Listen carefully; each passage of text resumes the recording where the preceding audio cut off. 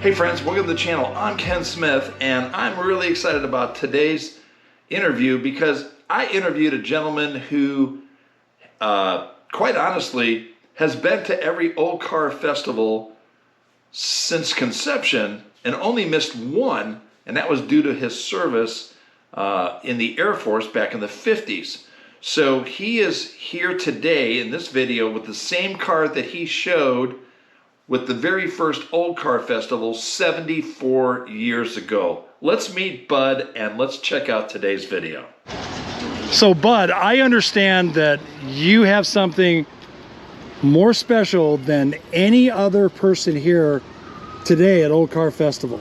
And that is, you've been to every one except one? 1954. Okay. I was in the Air Force. You were in the Air Force. So you got a military excuse. Yeah. Thank you for your service. I do appreciate that. Your service is why I'm here today. So thank you.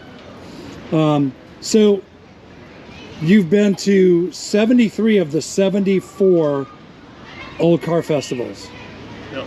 And have you entered a car into every one of those? This car, the same car. The first one I brought here was a 1907 Metz. Okay. Which was almost a boilerplate. Okay. It was sick. A little two-cylinder air-cooled engine with a friction drive. You know, they were almost like a cycle. It was almost a cycle car. Okay. Well, this is an absolutely beautiful car. Can you tell me about it? It's an Oakland.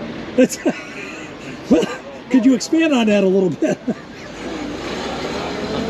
Oaklands were built by General Motors. Right. William C. Durant started the company. Uh-huh. And then they came out with a companion car, which was a Pontiac. Okay. And it immediately outsold Oakland. Okay.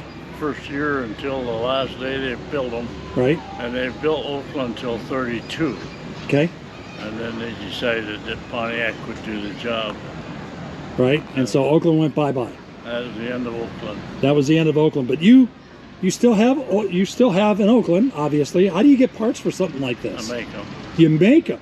You make them. I make them. Okay. Very few that I have to go somebody else to. Wow. So, have you restored this car completely? 3 times. Because once wasn't enough? Wow. It's probably got 100,000 miles on it. 100,000 miles. So you drive this car? Well, that's what it's for. Yep, that's what it's for sure. Yeah. So you ain't gonna wear it out loud and sit in the garage. So you drive it. You drive it where? Where do you drive it to? Well, I live 50 miles from Gilmore's. Okay. They had a car show down there here a while back, and I decided to drive it down on a nice frosty morning, and it was just a great ride in the backwoods. Yeah. Going down there, you know. But it'll buzz along 45 and 50. Oh wow. Yeah, but you still got to stop it. Plan ahead. Okay. All righty. Well, that works most times. So talk to me about the brakes. Is it 4-wheel? Is it 2-wheel? 2-wheel. 2-wheel. Right. Sometime 1. Okay. And then, so as far as the transmission, tell me about the transmission. It's just a 3-speed transmission. Okay. Non-synchro mesh, I assume. No. They didn't even know what synchro mesh was at that time. Right. And so, have you driven it around here at Old Car Festival? Yeah, I drive it around. Sure, absolutely. So how many cars do you have? I'm just curious. I got 6. 6. I think, something like that. I had, what, 25, 30? Yeah, one time. So you've downsized a little bit. Over 100 of them. Okay. Wow. But you know, you get rid of them. And after my wife died, I didn't need 7 or 8 dozen cars back here in the garage to work on all the time. Right. I decided, you know, you got to wear them out. And obviously, you've been in the process of wearing this one out. Trying, yeah. Yeah. So how long have you owned this? I bought it in 58. In 58. 56. 56. 56. Okay, so right after your service. Yeah. Okay. and you've had it ever since. Put 100,000 miles on it. It's got all the original fenders and everything. All the brass and stuff is all the same that was on it. Yep. I bought it in Nebraska, and it was on a junkyard auction sale. Okay. And it was sold by an individual after the sale. Two guys showed up and they were hauling it up from Topeka, Kansas, Okay. for a neighbor whose daughter was getting married, and these guys were to take it up to that auction. Okay. And on the way they threw a cigarette out and burnt the top off. Oh, wow. And then they run into an unbelievable rainstorm. With no top. No top. Yep. And, I said, "What's the guy want for it?" And he said, "I don't know." And I said, "Well, he didn't send you up here without giving you a price." And he said he wants $1,200. And I said, "Unload it, I'll take it." Reason, I give $125 for a brand new 1915 International Okay. high wheeler, and it had 56-inch wheels in the front and 60-inch in the back. Okay. High wheel, and it was bought by a grocery store in can't think of the name of the town, near Cedar Springs. And Okay. they went into Grand Rapids once a week, get groceries, and Right. they went with that brand new truck. Okay. And they immediately put it away, and they never used it again. Okay. And hooked the horse back on the wagon because they could go quicker than the horse and the wagon they could with that truck. Right. And put in the barn, and it sat there until I discovered the thing. Uh-huh. I bought it from the original owner. You bought it from the original owner. Okay. Yeah, and I had an awful time getting him to sell me the thing Right. at my price without him taking it apart, because he wanted to take the front seat off in the box Uh-huh. and make a two-wheel trailer to haul behind his car, and if Okay. he did that, there wasn't any body left. You Right. know? So I finally convinced him. The thing was like new. So it was stored in a barn, right? Yep, stored in a And- big old barn, And and I how? bought it like in December, first week or two of December, or Right. somewhere in there. I don't really remember. Okay. And But your timing was impeccable because. well, yeah, I couldn't get it out of the barn because the doors were frozen. That water drain that they Right. had for doors in those days on barns. And on a Saturday in the spring, a guy come in the store and said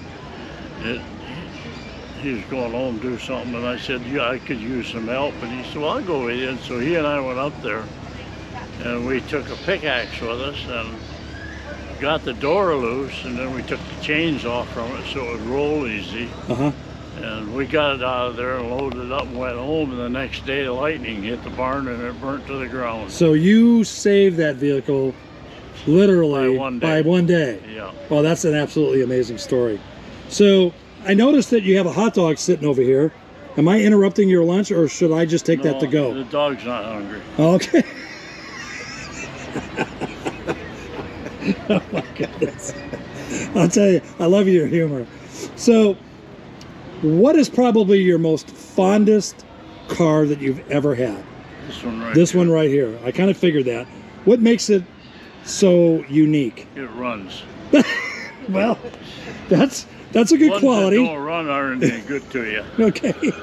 So if it didn't run, it wouldn't be your fondest memory then. Well, and it's done that a couple times on me. Okay. But I fixed it. Alrighty. Well, Bud, I can't thank you enough for allowing me to do this. I'm gonna walk around the car real quick and just shoot some video, because this is it's an absolutely beautiful car, and it's just I feel very privileged to be able to meet someone who's been here for so many years. It's just a real honor. So thank you so much. You know, the first year we came here, Uh-huh. they would put on a dinner at night, Uh-huh. and it was white shirt and tie. White shirt and tie. Yeah, Okay. women in dresses, no damn slacks. Okay. And they served cocktails. They serve cocktails. Guys walking around with their towels over their hands. Okay. And that went on for about 4 years. And Okay. then they got this harebrained idea that they could go down where the old Ferris wheel used to be down over the hill. Right.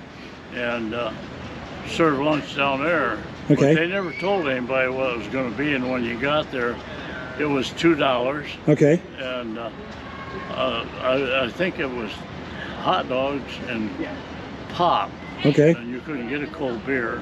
And the place up above, you know, the year before, it served cocktails even. Okay. And certain steak dinner. It was a nice thing to do. Yeah. So how did you feel about Friday night's dinner?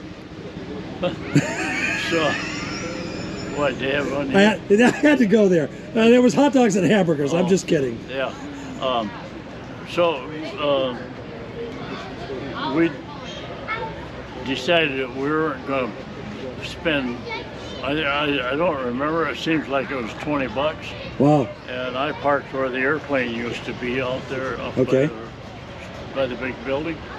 And the motorhome stayed there.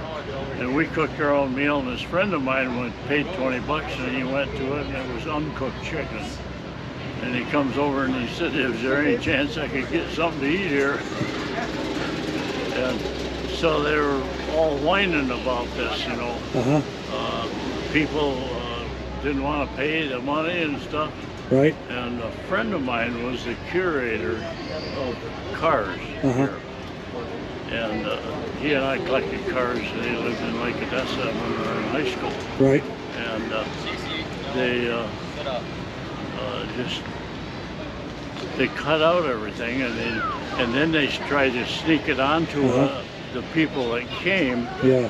And it didn't work. Yeah. People just didn't go. Sure. And they're whining about it after they left the fairground down there. Them two guys were walking.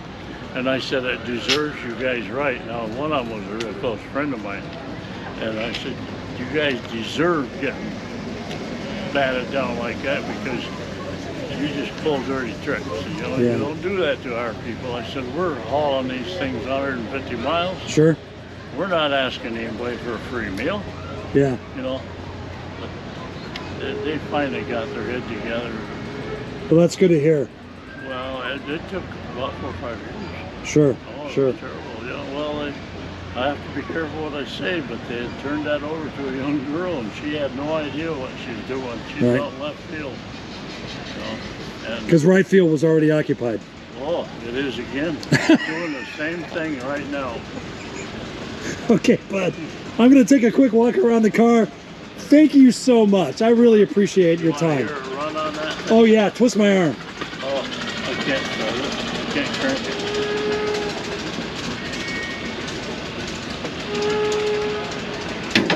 I probably can't push that from here. You want me to get it?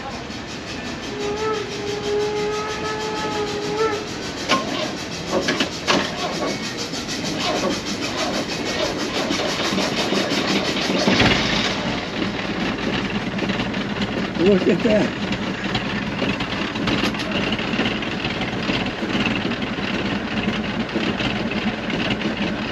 That's the first time I've ever seen a guy start a car with a cane. That's incredible.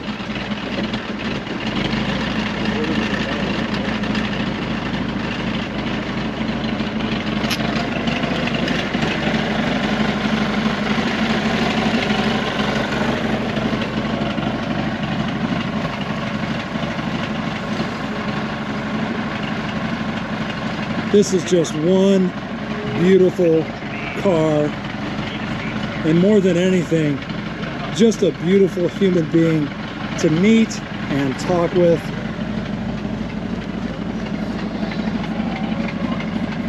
Just a ton of fun. And this is why you come to Old Car Festival.